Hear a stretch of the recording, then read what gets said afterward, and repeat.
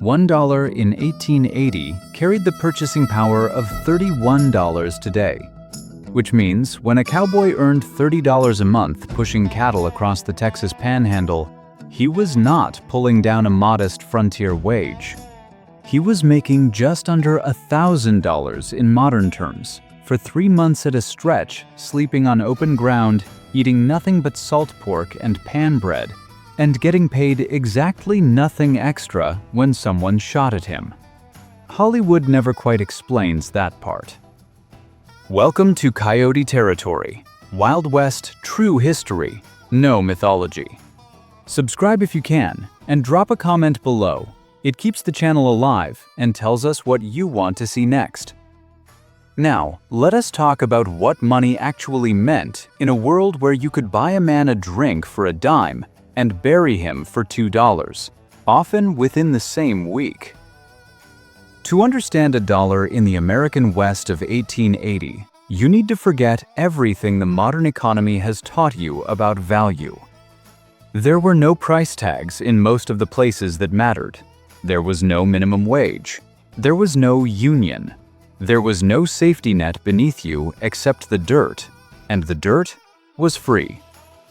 What there was a hierarchy of survival so precise that every item you owned, every meal you ate, and every decision you made could be measured down to the cent, because you had very few cents to spare.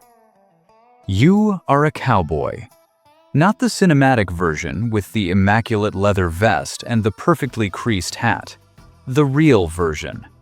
You have been on the trail for 90 days, roughly the length of a standard cattle drive from Texas to Kansas.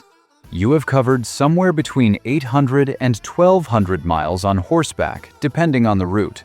You have slept outdoors every single night. Your diet has been almost entirely beans, dried beef, sourdough biscuits, and whatever the cook could pull from a supply wagon that smelled like horse and old grease. You have crossed rivers, pushed through storms, dealt with stampedes, and had at least one moment where you genuinely did not know if you were going to make it to Abilene or Dodge City or wherever the buyers were waiting at the end of that road. And at the end of all of it, your employer hands you between $25 and $40. That is your wage. That is what 3 months of your life cost on the open range in 1880. The foreman made a little more, maybe $50 a month on a large outfit. The trail boss, the man responsible for the entire drive and answerable directly to the cattle baron funding it, might pull $75 to $100 a month. But you, the standard working hand, earned $25 to $40. Let us say 30 for the sake of this conversation, because 30 was common. 30 was middle of the road, and 30 is what the ranch ledgers of outfits like the XIT Ranch in Texas and the Goodnight Loving operation actually reflect for a working cowhand in that era. $30. Translated to today, that is roughly $930 per month for one of the most physically punishing jobs in the history of North America. The first thing you want when you ride into Dodge City or Abilene or any of the trail-end cattle towns is not complicated. You want a bath. You want a hot meal. You want a drink. In that order or not, depending on how bad the last 3 months were. A bath at a bathhouse in 1880 cost you between 25 and 50 cents. Not a shower. There were no showers. A barrel or a tin tub, hot water hauled in by someone paid about as much as you were, and soap that would take paint off a wall. A haircut on top of that ran you another 25 cents. So, for somewhere around 50 cents, you could enter a frontier town looking and smelling like a man who had just crossed the Llano Estacado, and leave it looking like someone who had recently encountered civilization. $1.55 in today's money, for both. A meal at a restaurant ran you between 15 and 25 cents. These were not restaurants the way you think of them now. Most were boarding house kitchens or saloon back rooms serving a fixed menu that changed approximately never. For 15 to 25 cents, you got a hot plate, beef stew or fried pork, or eggs if you were fortunate, bread, and coffee that was more chicory than anything else. If you wanted a fuller spread at one of the better establishments the cattle town economy had produced by the late 1870s, you were looking at 50 cents, half a dollar. $15.50 in modern purchasing power for a sit-down meal in Dodge City, Kansas in 1880.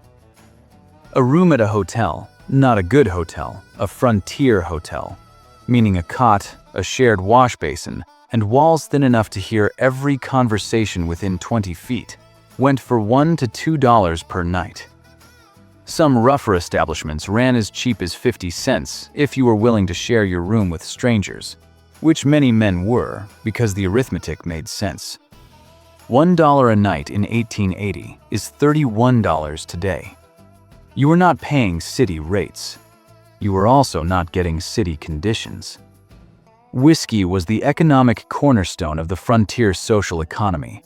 A glass at the bar, a single pour from a common bottle, cost you between 10 and 25 cents, depending on the establishment and what was actually in that bottle. House whiskey at a cheap saloon, the kind that earned a reputation for being hard on the nervous system, went for a dime. At a more reputable place, 15 to 25 cents bought you something that had at least been aged long enough to be technically classified as whiskey by someone who cared about such things. A full bottle purchased outright ran between $1 and $1.50. That is between $31 and $46 in modern money for a bottle of frontier bourbon that no craft distillery today would be proud to claim, but that a cowboy at the end of a 90-day drive would not have complained about. You have had your bath, your haircut, your meal, and your drink. You have spent somewhere between $1.75 and $3 depending on your choices. That is between 5 and 10% of your entire month's wage, and the evening has barely started. This is why trail-end towns like Abilene and Dodge City existed almost entirely on cowboy money. The cattle economy fed the nation. The cowboy wage fed the town. But not every dollar in the frontier economy went toward comfort. Some of it went toward tools, and in the West of 1880, your tools had a very specific definition. The Colt single-action army revolver, the one that became known as the Peacemaker, the one that became synonymous with the entire mythology of the American West, had a factory list price of $17 when it entered production in 1873. $17, more than half a month's standard cowboy wage for a single sidearm. At a frontier gun store, depending on location and demand, the price ran between $15 and $20 for a standard model. Engraved versions, or those with custom grips from the factory's own decorators, ran considerably higher. But you were not buying those. You were a working cowhand. You bought what you could afford, and you maintained it, because replacing it cost more than half a month of your life. The Winchester Model 1873, the rifle the company marketed as the gun that won the West, and which was, for once, in the history of advertising, not entirely wrong, had a standard catalog price of around $20 to $24 new. For a working rifle. Not engraved, not fancy. The kind that sat in a saddle scabbard for 3 months and was expected to fire every single time you needed it to. $20 was 2/3 of a month's wages. Put it another way, between your revolver and your rifle, you had spent the equivalent of 1.5 months of your working life before you bought a single round of ammunition. And ammunition was not free.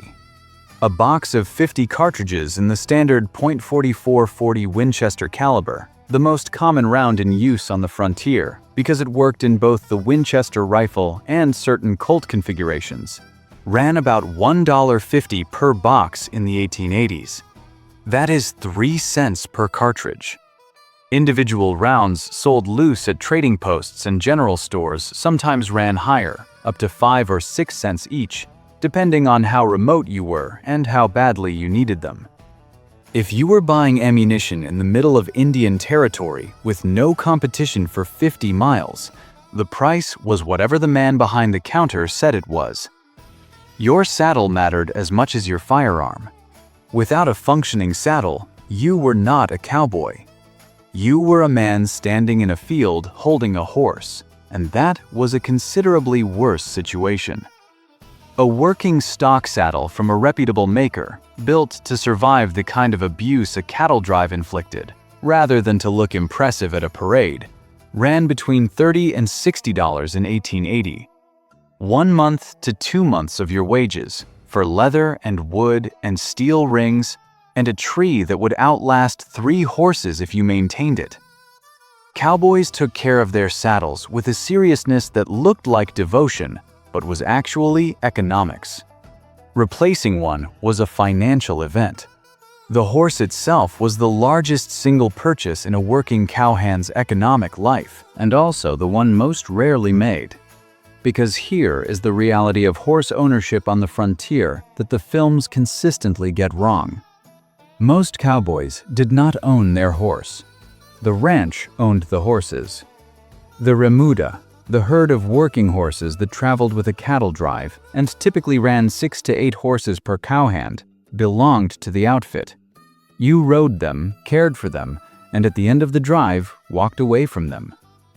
If you did own your own horse, if you were an independent hand or a small operator working for yourself, you were looking at $150 to $200 for a decent working cow horse in 1880.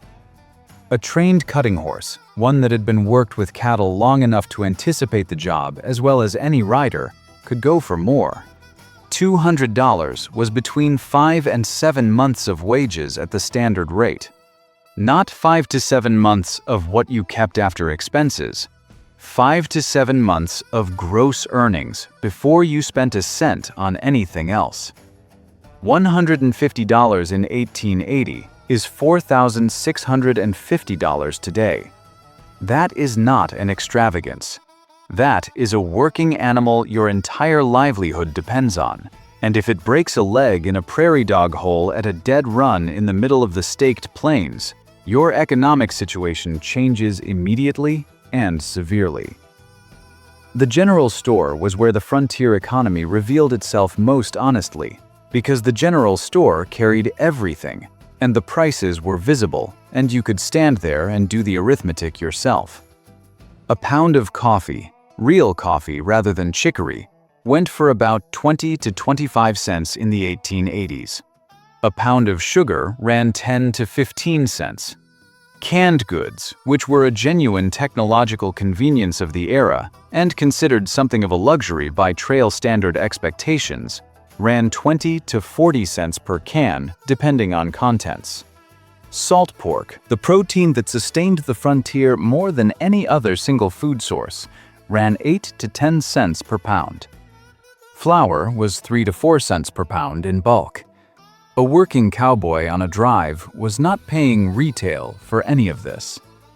The outfit supplied provisions, but when you arrived in town with your wages and needed to provision yourself for an independent stretch, or when you were purchasing on behalf of a small ranch operation, those numbers were the reality you were working inside, and the arithmetic did not become more forgiving the further from a city you got. Medical care cost money that most cowboys did not have and did not spend until they were genuinely out of other options. A frontier physician, and the term physician covered a considerable range of competence in 1880, from formally trained doctors who had relocated west for opportunity or fresh air, to men who had simply declared themselves doctors because no one in remote Texas was checking credentials, charged between $1 and $5 for a standard consultation or minor treatment. A surgical procedure for something serious, a bullet wound requiring extraction, a broken bone requiring setting, an amputation in the cases where things had gone very wrong very fast, ran considerably more, though the frontier economy operated on barter and credit as much as cash, and a doctor in a small town who wanted to keep his practice could not price himself beyond what the local economy could absorb. $5 for emergency treatment in 1880 is $155 today. In modern terms, that is not unmanageable, but in 1880, for a cowboy who rode into town with $30 and had already spent 3 of them on a bath and a meal, $5 was a significant fraction of everything he had. This is why men rode into cattle towns with injuries that any modern clinic would treat immediately and said nothing. Not because they were stoic, because they were doing the math, and the math was not in favor of seeing the doctor. Burial, on the opposite end of the economic spectrum, was one of the cheaper transactions in frontier life. A pine coffin and interment in a town cemetery ran between $2 and $5 in most cattle towns of the 1880s. Some towns maintained a section of the cemetery for indigents and unclaimed men, where the cost was effectively nothing because there was no estate to charge and no one waiting to pay. The undertaker in a cattle town was not a man who worried about slow seasons. Dodge City alone, during the height of the cattle era in the late 1870s, processed enough violence to keep a small mortuary operation reliably occupied year-round. $2 to $5 to bury a man, 3 cents for the cartridge that made the burial necessary. That gap tells you more about the economics of violence on the frontier than any Hollywood production ever bothered to calculate. And it explains why men who carried firearms did not necessarily use them carelessly, not out of particular moral conviction, but because the aftermath was complicated and expensive for everyone involved, including the man who came out ahead. The cattle town itself was an economic machine calibrated to extract your wages from you as efficiently as possible in the shortest possible window. The saloon was the most profitable business in any frontier town, and the saloon offered gambling. Poker, faro, and monte were the dominant games in this era. Faro, a card game that ran on a banked system and carried relatively low house odds compared to other options, was the most widely played gambling format on the frontier, and a man could sit at a faro table for hours, trading small wins and losses, and end the evening anywhere between $10 ahead and completely empty. You had $30 at the start of that evening. You already know what the bath and the meal and the whiskey cost. If the cards went the wrong way, and the cards went the wrong way more often than they went right, which is the arithmetic that kept the casino operators in business across every era and geography of human history, you rode back out of town with considerably less than you rode in with, or nothing at all, and the next drive started in a few weeks. This is how the cattle economy sustained itself at the individual level, not through prosperity, through the reliable combination of physical labor, deferred spending, and a 24 to 48-hour window of expenditure that reset the cowboy to near zero almost every single time. The town grew wealthier. The cowboy got another drive. The men who actually accumulated wealth in this economy were not the cowboys. They were the ranchers and the cattle barons, the men who owned the land, the herds, and the contracts with the eastern markets. Charles Goodnight, who co-established the Goodnight Loving Trail with Oliver Loving in 1866, eventually ran cattle operations worth hundreds of thousands of dollars. Richard King, whose King Ranch in South Texas grew to more than 600,000 acres by the time of his death in 1885, built one of the most enduring agricultural empires in American history.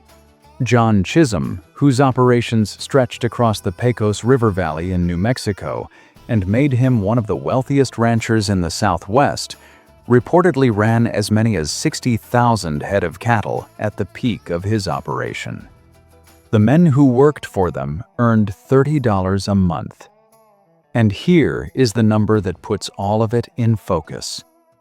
A mature Texas Longhorn purchased from a rancher in South Texas in the early 1880s cost between $3 and $5 at the source. That same animal, after you and a crew of a dozen other men pushed it 800 miles north through heat and river crossings and storms, sold to a Kansas City or Chicago buyer for between $25 and $40. A trail herd of 2,000 cattle that cost the outfit somewhere between $6,000 and $10,000 at the starting pen arrived in Kansas worth $50,000 to $80,000. You personally moved that asset across the continent for $30 a month. Every time you crossed the Red River heading north, you were driving a fortune that belonged entirely to someone else. And the economic structure of the arrangement was so straightforward that no one felt the need to obscure it. There is a persistent myth that the cowboy was the central economic figure of the American West. He was not. He was the labor that made the central economic transaction possible. The figure who briefly held a more dominant economic position was the buffalo hunter, and most people have never thought about what buffalo hunting actually meant in financial terms. In 1872 and 1873, the peak years before the southern herd began its final collapse, a prime buffalo hide sold at frontier trading posts for between $1.50 and $3. The tongue, considered a delicacy in eastern markets, went for 25 cents on top of that. A skilled shooting crew operating a stand, the technique where a single rifleman kept a herd stationary and worked methodically through the animals before they scattered, could process between 60 and 100 animals per day under the right conditions. Wyatt Earp spent time as a buffalo hunter on the Kansas plains before anyone had heard of Dodge City or the OK Corral. Billy Dixon, one of the most accomplished hunters operating out of adobe walls in the Texas Panhandle, was not earning cowboy wages. He was running a commercial harvesting operation with a margin that dwarfed anything a cattle outfit paid its riders. The southern herd, which numbered somewhere around 15 million animals before the commercial hunt began in earnest, was reduced to functional extinction in roughly 10 years. That is not a tragedy that happened despite the economics. That is a tragedy produced entirely by the economics. When the land was empty, the cattle moved in. When the cattle moved in, the cowboys followed. The sequence of the American West was not fate or destiny or manifest anything. It was a series of financial decisions made by men who were paying close attention to price per unit. The men hired to manage the cowboys once they arrived in town with their wages operated on a pay scale that might surprise you. Wyatt Earp served as assistant marshal of Dodge City from 1876 to 1879, and again briefly in 1880. His documented salary for that position was approximately $75 a month, plus $2.50 per arrest, which in a busy trail season made Dodge City law enforcement genuinely compensated work by frontier standards. But Earp was at the upper end of what the profession paid. A marshal in a smaller county seat, a quieter town without the volume of trail-end cattle traffic, might earn between $30 and $50 a month, barely above cowboy wages. Expected to furnish his own firearm, his own ammunition, and in most jurisdictions, his own horse. The badge was not a financial promotion. It was a different category of risk for approximately the same money, plus the theoretical authority to tell other men what to do, which cowboys exercised only moderate enthusiasm for obeying. One piece of technology that genuinely rewired the economic logic of the frontier, and that almost no one thinks about in dollar terms, was the telegraph. By the 1870s, telegraph lines had run alongside the railroads across the central and southern plains, sending a 20-word message from Dodge City to a cattle buyer in Kansas City ran between $1 and $2, depending on distance and route. $1 to $2. Between 3 and 6% of a cowboy's entire monthly wage for a single message. Information moved at the speed of electricity for the first time in human history, and on the frontier, it cost real money every single time. The large cattle operations, the Goodnights and the Kings and the Chisholms, could afford to stay current on eastern market prices, on weather reports coming in from further along the trail, on the condition of grass at the next water crossing. Smaller operators rode without that intelligence and priced their decisions accordingly. Money follows information, and in the 1880s, information cost money, which meant the men who already had money made better decisions and accumulated more of it. The financial structure of the modern world was already running its familiar logic in the dust of the Kansas plains. The one asset the frontier made nominally available to men without capital was land itself. The Homestead Act of 1862 offered 160 acres of federal land to any adult citizen willing to pay a $10 filing fee and commit to improving and occupying the claim for 5 years. $10, 1/3 of a standard cowboy's monthly wage.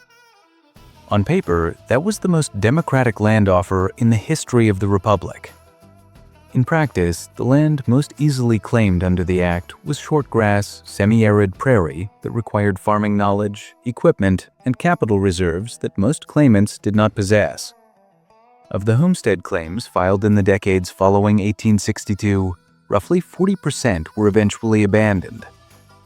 The ones who stayed were not the men and women with the deepest attachment to the idea of owning land. They were the ones who arrived with enough money to survive 2 or 3 consecutive bad harvests before the soil started cooperating. $10 got you the paperwork. Endurance cost considerably more, and the frontier had no interest in subsidizing the difference. This was not a secret, and it was not a mystery. The cowboys understood the structure of the economy they were part of. What the frontier offered that the Eastern industrial economy did not was a specific kind of freedom. The freedom of movement, of open space, of a job that was brutal but did not require you to stand under someone else's roof for 12 hours a day. Men chose this life for reasons that were rarely primarily about money. The money was just the part that kept the rest of the choices possible. If you have made it this far, drop a comment below and tell us which number surprised you most, and subscribe if you have not already.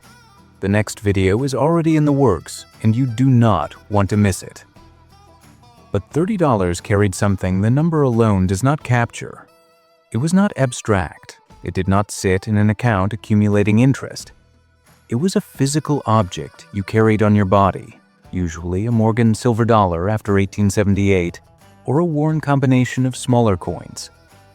When it was gone, and the only way to get more was to go back out and earn it again, 90 days at a time, on a horse that, in all likelihood, belonged to someone else. $1. 31 modern dollars, worth exactly as much as the choices you made with it, and not 1 cent more.